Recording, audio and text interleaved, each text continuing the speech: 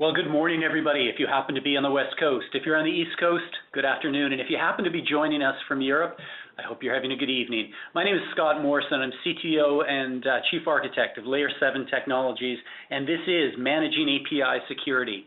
And I'm really pleased to be joined today by Mr. Liam Lynch, who's the Chief Security Strategist of eBay. And of course, Liam is also one of the founders and the identity strategist behind the Cloud Security Alliance, which is an organization that I've had some personal involvement with for the last 2 years or so, and which I'm very glad to say that Layer 7 has joined recently. Now, Liam and myself are going to be talking today about what are the big challenges in any kind of API strategy and how you can actually effectively manage the security of APIs. So without any more ado, I'd like to turn it over to my good friend, Liam Lynch. Thanks, Scott. So in web services security, we've been dealing with a number of issues over the last decade or so. The scalability of these services and granular security, which evolve around the number of developers who've been developing these large-scale applications that get assembled basically at the client browser. The rest was a protocol, a lightweight, agile protocol that was developed to be able to let these developers build mashups of e-commerce-like environments and be able to only access and start the transactions from the client browser. We found that these developers were HTML experts. They didn't have any XML request response experience. They didn't know how to use SOAP, and they didn't have large server environments of their own.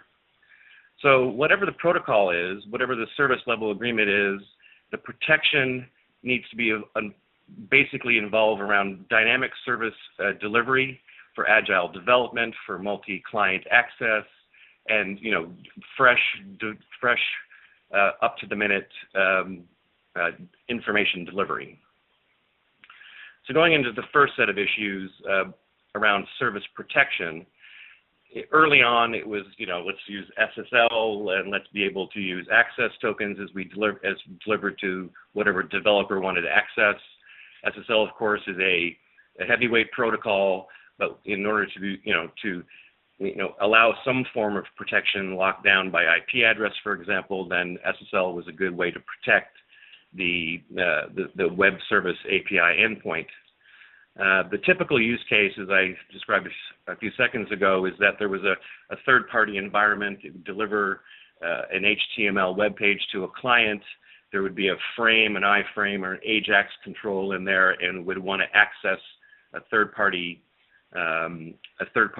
service or API and get some information that was, integrated into the web page for the overall mashup or the overall experience. REST was one of those easier HTTP-based protocols to be able to say, here I want to find, everything for sale, in the Ford car product line, for example. So that was, the typical use case. Millions of people may be accessing it from a variety of points around the world. So that was a very dangerous environment to live in because you didn't know where your accesses were coming from, and you had to actually, deliver service based on that. So you couldn't lock it down to one service invocation point. And then afterwards, there were, the standards around SOAP and XML-based services for APIs. Those were developed. So, we had XML encryption, and we have SAML, secure markup languages for access control. Those were developed and being able to be used in the typical use case, but it still required a lot of expertise on behalf of the third-party developer, which still maybe eluded the typical use case. But then what happened next was the development of service abstraction. So service abstraction allowed us to be able to put gateways in front of service endpoints or APIs and be able to protect those services first and foremost from a denial of service, so that we could actually spread gateways across the front of our API and our services and be able to, scale them across a wide variety of these gateways. But abstraction also allowed us to get older services, build newer services as well. The older services, you didn't have to rewrite code, but newer services, you could have them delivered across a variety of protocols. So you didn't have to always accept SOAP. You could have the abstraction layer take an HTTP request or a REST request, get XML back, and then transform that XML into HTML. So abstraction gave us the ability to integrate service delivery across a wide variety of types of API and services and be able to deliver those to customers and end users who didn't have experience, or if they were just building dynamic web pages at a client. So upgrading the security, now we could also use a variety of different information pieces about third parties, their service, their customer, using identity and other things to be able to now bring in more information about who's accessing our APIs and our services and under what conditions. So now abstraction allowed us to be able to do sort of coordination, and that coordination led us to, on the next slide, orchestration. So orchestration gave us the capability to bring in just-in-time information about who's accessing a service or an API and under what conditions those services are being delivered. So it would leverage abstraction to be able to do this evaluation, but then it allows also to be able to upgrade the typical use case to use things like standard-based SAML browser tokens that we would orchestrate between a client access sitting at their computer over a web browser. The third party would inject a browser token about who they knew about the third party integrated with the customer that they had, and now we could orchestrate a lot of different information from the request, let's say a REST request, and then now we can properly process requests, and we know that we're not getting hit with, a denial of service attempt against a service endpoint.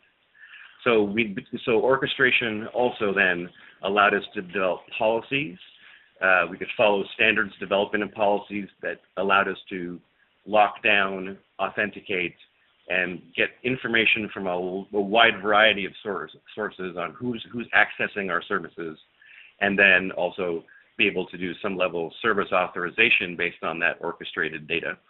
And then our abstracted APIs are now being delivered to clients who have the right to access the data, and we have service protection that is now more holistic than it was when we started. So the summary here is that service protection has a history of proprietariness, and it was troublesome from an interoperability perspective in that we just didn't have ways of, no protocols, no standards to be able to integrate a variety of different service, security, authentication, or authorization.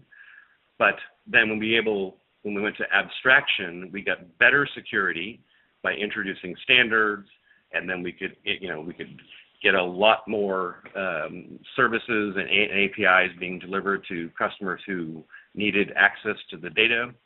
And then, of course, with service orchestration, we got even better security by leveraging the abstraction, but then introducing standards-based security, parts of protocols, and standards like SAML to be able to better develop the security model, better lock it down, have some access control, good identity information, and then that policy helped us evolve over time so that we could better not only protect APIs and services, but also extend our reach to a wide variety of customers who needed information globally.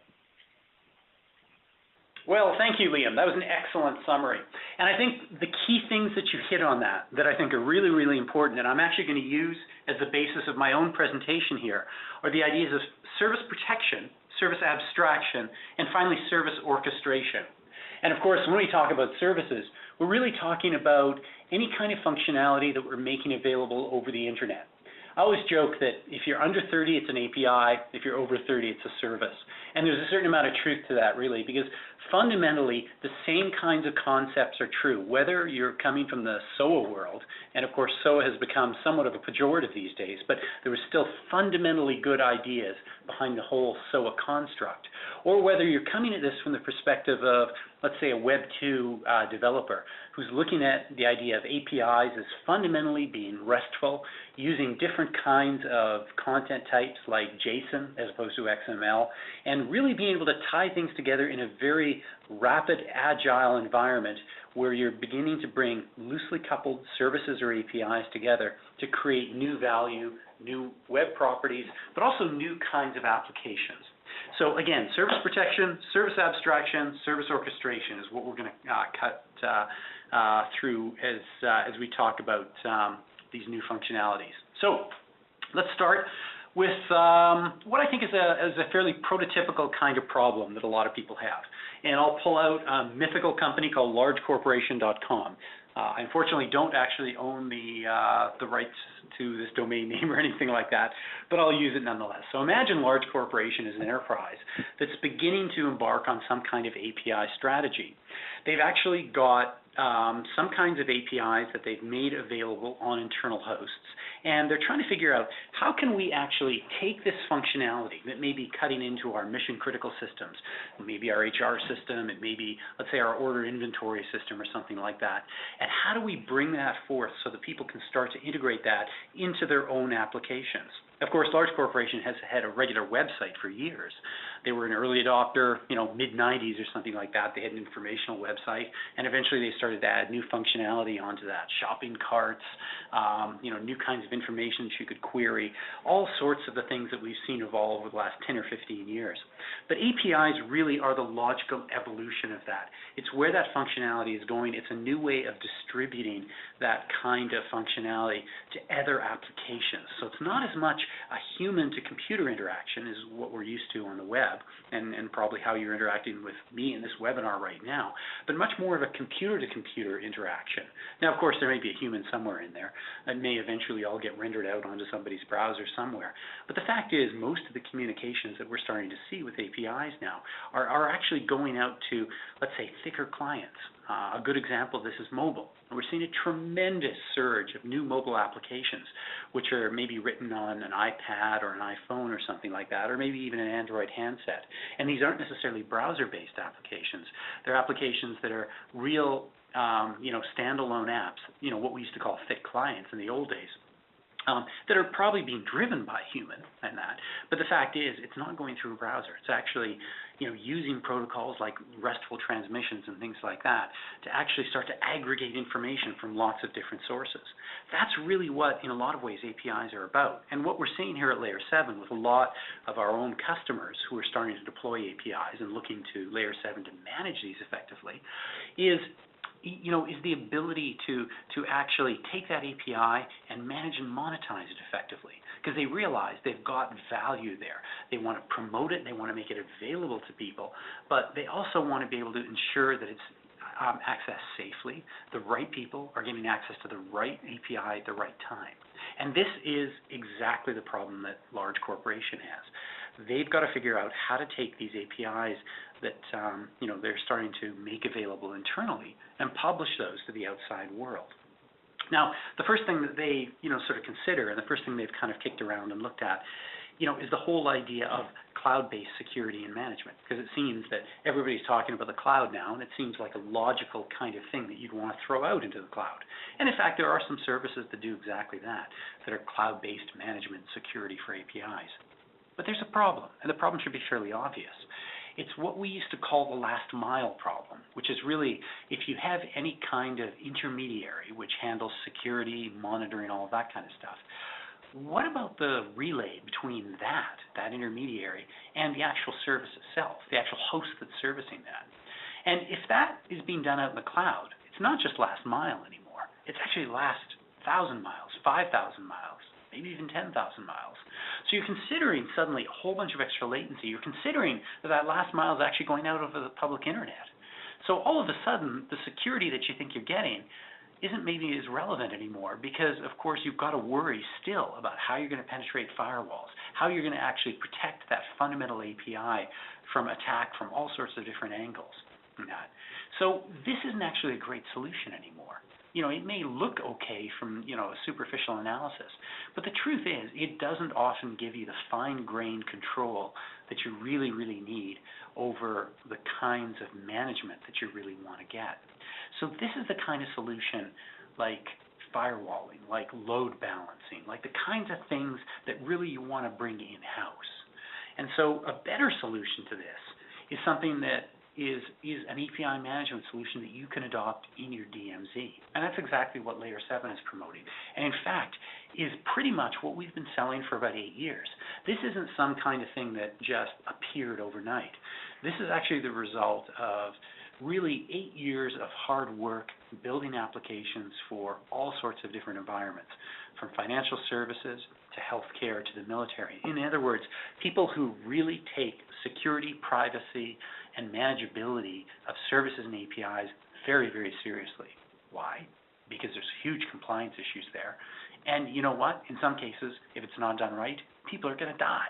Okay? This is serious technology for real API management. One of the things that we like to say at Layer 7 is, where will you go when APIs grow up? When you realize you can't get away with the really simple, superficial solutions, and you need really fine-grained management, where you need to be able to make access control decisions based not just on simple rate limits and that, but based on who's accessing what and when, and the composite kind of consolidation of the activity across an entire API subset. So what we do, what we bring into you that we think is a really good solution for this is something that we call, really the secure span gateway solution. And it's a solution that you actually deploy in your DMZ. It allows you to actually very, very effectively manage all of the access to any of your APIs centrally. It's policy-based security enforcement. And of course, you can start to reuse policies so that you begin to get the benefits of reuse everywhere. And that's not just in terms of not having to do the same thing again and again and again. It's reuse in terms of being able to very, very effectively get a big view of your API management story. The soul of good security is consistency. It's doing the same thing in a lot of different places and making sure that that story, of course, that security story that's consistent is actually something that you can really hang your hat on. It's something you can go to the bank with. And this is a very, very important theme in everything that we do at Layer 7 is really this idea of creating a single view of security that the professionals, the people who really understand security, can actually work with. And that's really what this, this whole solution is about. So just to make sure you don't think it's some kind of, science fiction thing, let's bring a few case studies to bear here. So this whole service protection idea, this idea of protecting services with a DMZ-based appliance, whether a hardware appliance or a virtual appliance, and really we do offer them both, is something that we've actually used in a lot of our different case studies. And one of them, of course, is an example of a case study of a large automobile broker in Europe, one of the largest ones. Now, sorry, Liam, it doesn't happen to be eBay, although actually I'm a big fan of eBay Motors and some of the options you have here. But this is something that's sort of similar, but it's geared much more towards the consumer and also other automotive dealers. It's really a clearinghouse website so that within Europe, where you've got a lot of different regional markets, automobiles, new and used, can be traded very, very quickly, and inventory can be checked between different dealers. Now, a very, very large customer of ours was doing exactly this, and they had a very strong website story, but they actually wanted to be able to start to make use of a lot of their basic functionality and deploy that out to regional markets where there were, localization issues, language issues, and things like that, where they couldn't effectively scale, because they would have to build up a group that could effectively internationalize for, let's say, Finland, and a group that could internationalize for Greece, et cetera, et cetera. So instead, what their solution was to start to surface their basic functionality through the layer 7 gateways. So in other words, creating APIs that could be shared amongst all of these different constituents and scaling through small regional players that could start to take this functionality and build it into localized websites, localized applications. And so the basis of being able to do this really was the layer 7 solution that actually gave them secure access to their APIs and moreover allowed them to know exactly who's accessing what and when for billing purposes, because ultimately they don't want to do this for free. They want to somehow be able to monetize these APIs effectively so that they could come around and charge some of these third-party players that were beginning to integrate their functionality into their own functionality. So everybody wins. And the basis of that information sharing, the basis of being able to create that effective community across Europe really was the layer 7 solution that they were able to deploy. So real-world case study here. So let's look back then again in a large corporation and look at the next problem that they deal with once they finish this whole issue of, okay, we've got basic service protection now, but now we've got the problem of service abstraction.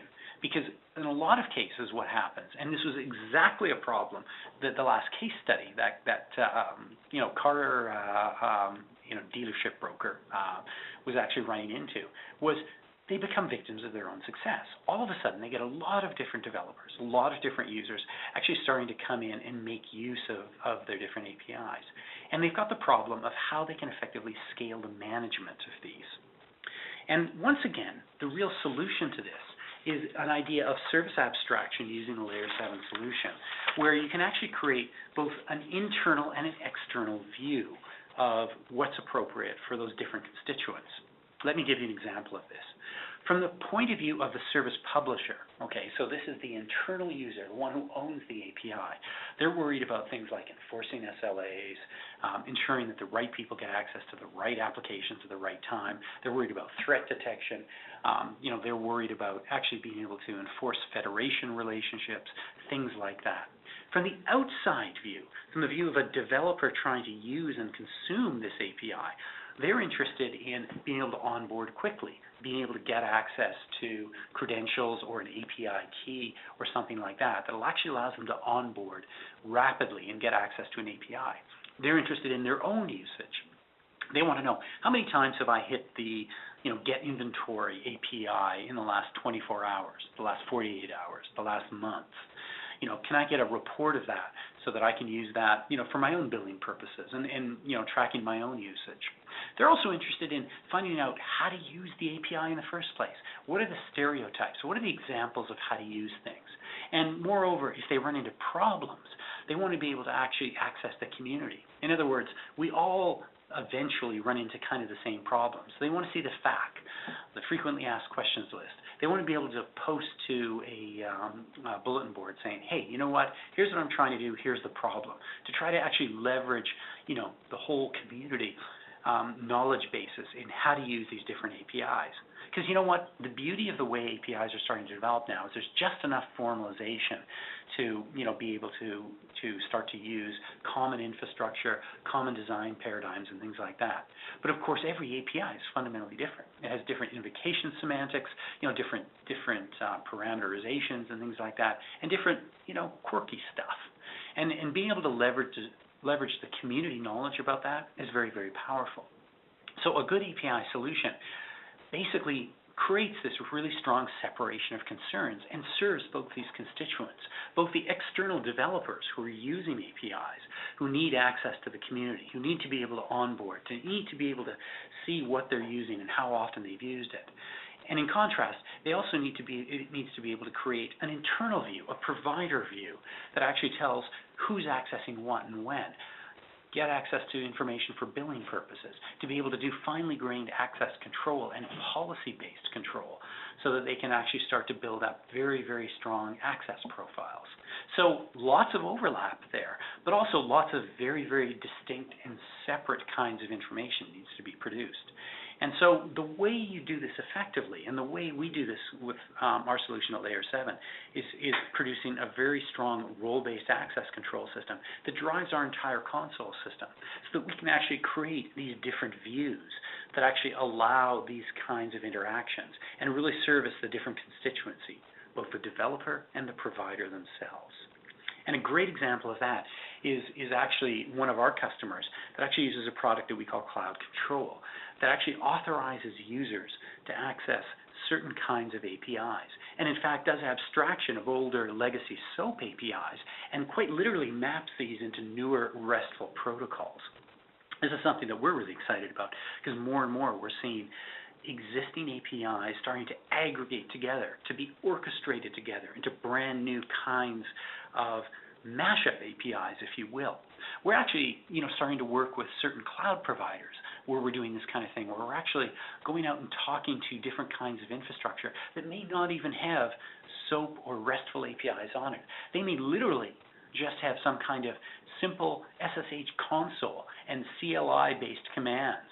And we can actually drive those and put a RESTful facade on top of those. And this is exactly what customers like this one, this major publisher that publishes a lot in the scientific, medical, and engineering space, is doing with, with their solution, and specifically using some of the cloud control technology that Layer 7 has given them.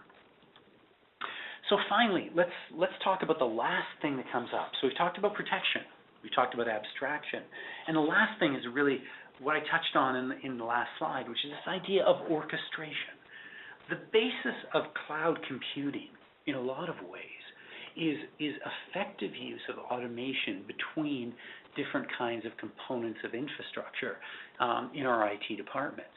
The idea of cloud computing really is to enable self-service without having to go to people all the time. In other words, scaling not just through infrastructure, but scaling through people themselves and the use of people. I often call it almost like a power to the people thing. You're not creating layers of bureaucracy. You're not creating forms in triplicate. You're not creating more and more managers of this infrastructure and managers of that infrastructure. Instead, you're creating interfaces so that people can get access to IT resources. And I don't mean people resources, I mean the resources that they need to get their jobs done. Compute resources, storage resources, network resources. That's really the fundamental idea of what cloud is about. And you can only really do that effectively if you have a good engine of automation. And this is exactly the kind of problem that large corporations runs into pretty quickly. They're scaling out their APIs and they're realizing that they're getting slowed down by their own bureaucracy, their own overlay of people doing things and having responsibility for certain pieces of technology. That is not cloud. That is old IT. And so the next step in large corporations' evolution is to move to a much more cloud-centric kind of method of doing things. And that's exactly what they do. And the basis of being able to do that safely, securely, is using technologies like Layer 7's cloud control. It's really not just a security intermediary, but an orchestration intermediary to be able to pull together and automate a lot of these basic pieces of functionality. Surface them as APIs, but drive behind that API the coordination of a lot of different components together. And that is really, in a lot of ways, what cloud is about. And we're starting to see more and more of this as cloud providers start to realize that you can't just buy cloud in a box. You can buy some of the pieces, but you have to start to tie it all together. Because the truth is, you're going to have load balancers from one company, switches from another company. You're going to have routers from a third company. You're going to have storage arrays from one company. You're going to have, let's say, virtualization equipment from another. And to be able to tie all of this together effectively and to be able to do it really on the fly, because it's an integration problem that is constantly going to be changing and constantly going to be challenging you, is a real issue. And the cloud providers are kind of the first people to hit this. They're the first people to start to realize this. But more and more, we at Layer 7 are starting to see not just the cloud providers, but the actual large organizations hit this problem, because they are also starting to move towards this whole idea of becoming more cloud-centric. They're building their own clouds. Call them private clouds, call them hybrid clouds, whatever.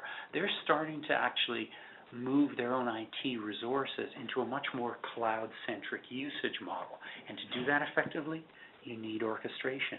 You need orchestration built up in a very, very secure environment. And that's exactly what cloud control is actually doing. Here's a great case study. This is actually a cloud provider that we've worked with, which has hit exactly this, where they have a lot of different core components of their basic infrastructure that they want to securely tie together. They want to create APIs that represent operations that coordinate every one of these pieces together. And they want to do that so that they know who's accessing it. They want to be able to bill for it. They want to be able to ensure that there's no threats coming in and hitting that core infrastructure. And they want to be able to ensure that their operators can see exactly what the health of all of that infrastructure is at any one time. And Cloud Control is exactly the technology to do that. It ties together all of those operations into one neat little bundle and makes all of the coordination of all of that very, very declarative. In other words, it allows you to integrate in pieces on the fly and create new value out of all of this existing infrastructure that you've got. It's a very, very exciting new paradigm. And we at Layer 7 are really excited to be a part of exactly this kind of functionality.